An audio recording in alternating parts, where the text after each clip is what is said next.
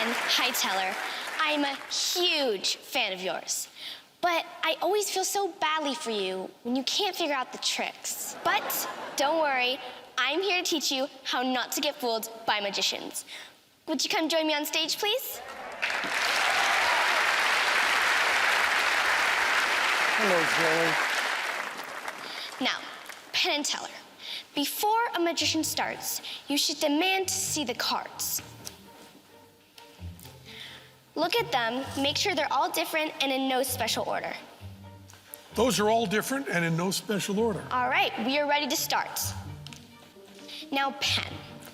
Often, a magician might say, pick a card, any card. But don't do it. Magicians can secretly force you a card that they want you to choose. So, the only safe way to do it is if the cards are out of the magician's hands and out of their control. Now, when I turn around, Penn, I just want you to take any card you want out of the deck. Look at it, remember it, and don't let me see it. Okay. Not gonna make it easy And just Teller. because she's young. I want this to be totally random, so can you just take a small clump of cards just from somewhere in the middle of the deck, hide them under the table so I can't see them, count them to yourself, and remember that number. All right, is everyone done? We're done. Perfect. Now, Penn.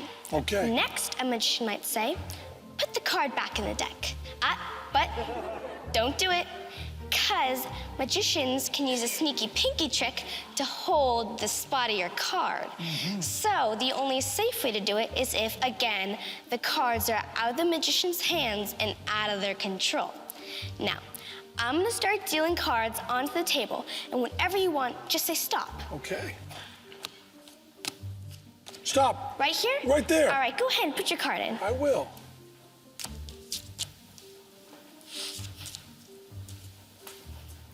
No fingers, your card is truly lost in the deck. But who knows? Maybe I was counting. So, you can give the cards a couple of cuts. Good idea. Now, Teller, you still have your cards, right? Perfect. So, when I look away, can you just take some of your cards, put them on the top of the deck, some of your cards, and put them on the bottom, all right?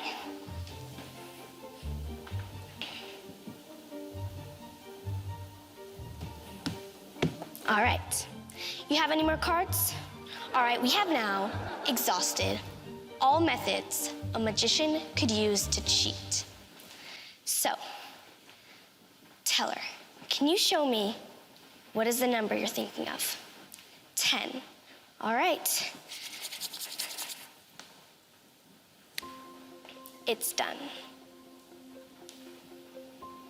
1, 2, 3, 4, 5, 6, 7, 8, 9, and this is the 10th card. Yes, it is. Penn, can you tell me what is your card? The 5 of Hearts. The 5 of Hearts. The 5 of Hearts.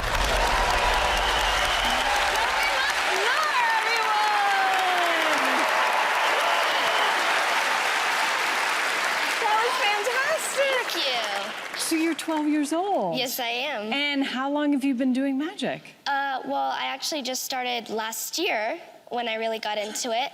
My uncle, Adam Chire, performed here in front of Penn Teller, and I was in the audience just right over there, and I watched him, and I was like, I think I could do that. So your uncle inspired you, and I'm sure you're inspiring so many people right now. Is that something you were hoping to do? Yes, it definitely is one of the goals, aside from fooling Penn Teller. I definitely want to inspire younger magicians. Even though they haven't seen a lot on the show, doesn't mean they can't do it. So, yeah. All right. Well, it's time to go to Penn Teller and see if they figured it out. Okay. Penn Teller. Boy, was that great, Zoe. Just so good. So good. Teller started doing magic when he was 5. I started later than you did. But when Teller was 12, he was not using sophisticated methods like this. The method you're using, we think, is not a method that's out of magic. It's a method that's out of gambling. It's really serious, no kidding card stuff you're doing here that's really, really difficult and done beautifully. Your premise, your pattern of I'm going to teach you guys how not to get fooled is beautiful, perfect. Now we got to get to the key moment, the key moment where we talk about sometimes in code. And I used to have hair as long as yours. My hair used to be as long as yours. Mine is naturally curly.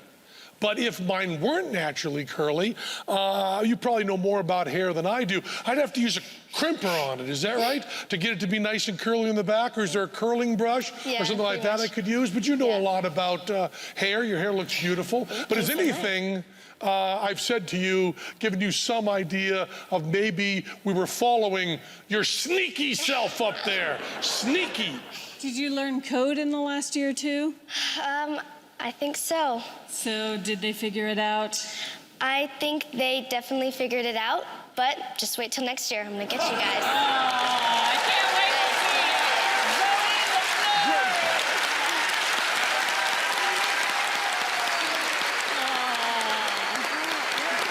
it. I'm Zoe Lafleur.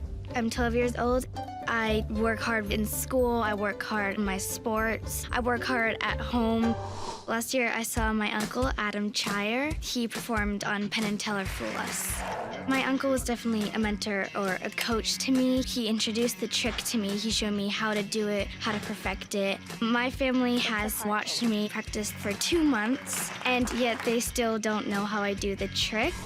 I am aware that I would be the youngest person to fool Penn Teller, but just because other magicians are older than me doesn't mean they're better than me. I can make magic just as well as they can. Penn Teller, don't judge me how I look, because once you watch me do my trick, you'll be in for a big surprise. Teller is from Center City, Philadelphia. He's from a big city. I'm in a little town in western Massachusetts called Greenfield, and I never met anybody in show business. Never met one person. Saw movies and TV, but never met anybody in person. So I thought that all the arts, all of show business, was just practice. I knew that music was practice, and I knew that drawing was practice, and I knew that, acting was practice. So I wanted to learn something.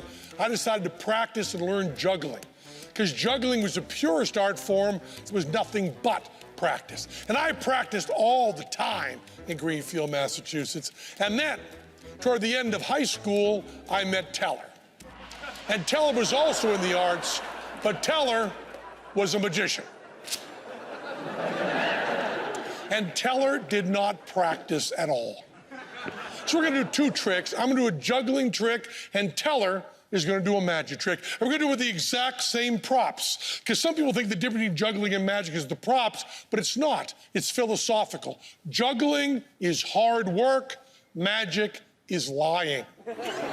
I think somebody from the audience here who knows the names of cards and knows how to count. How about you in the yellow? Right up here, please. And do watch your step as you come up here. Have you stand right behind this table here.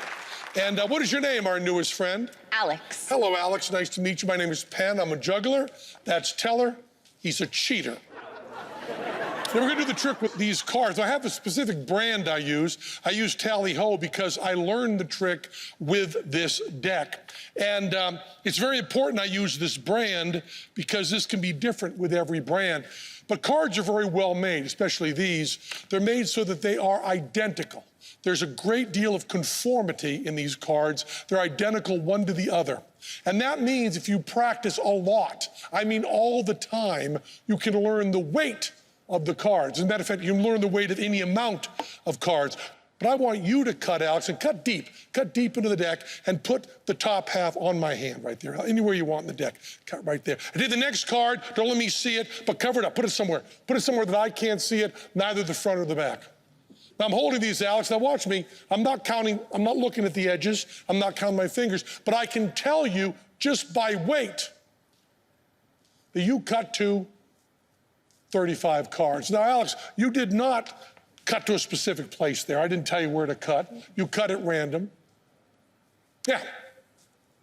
That's 35 cards right there. Count those face up right on to that table. Would you please count them face up and aloud? Nice and clear. 1, 2, 3, 4, 5, 6, 7, 8, 9, 10, 11, 12, 13, 14, 15, 16, 17, 18, 19, 20, 21, 22, 23, 24, 25, 26, 27, 28, 29, 30. 31, 32, 33, 34, 35. Do not applaud. Do not applaud. Remember the skill involved in that.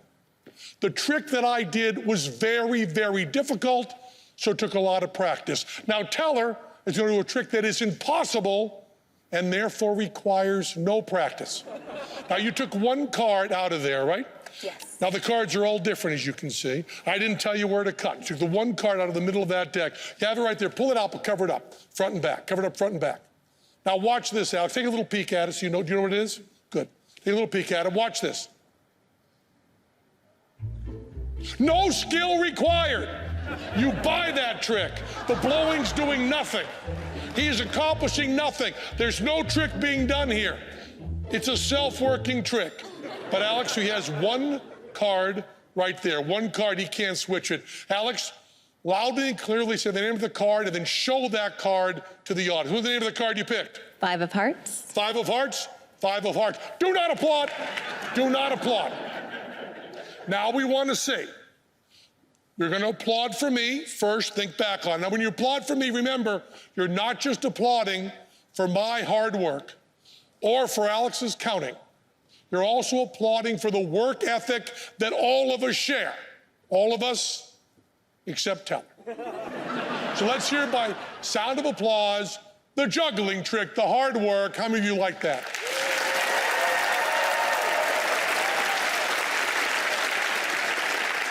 And now, how many of you want to reward lying, cheating, and swindling? Applaud for Teller.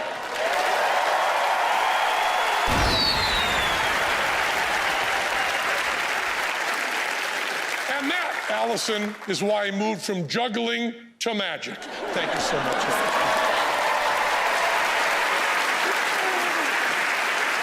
To all the jugglers and wizards around the world, thank you for watching Fool Us. Good night.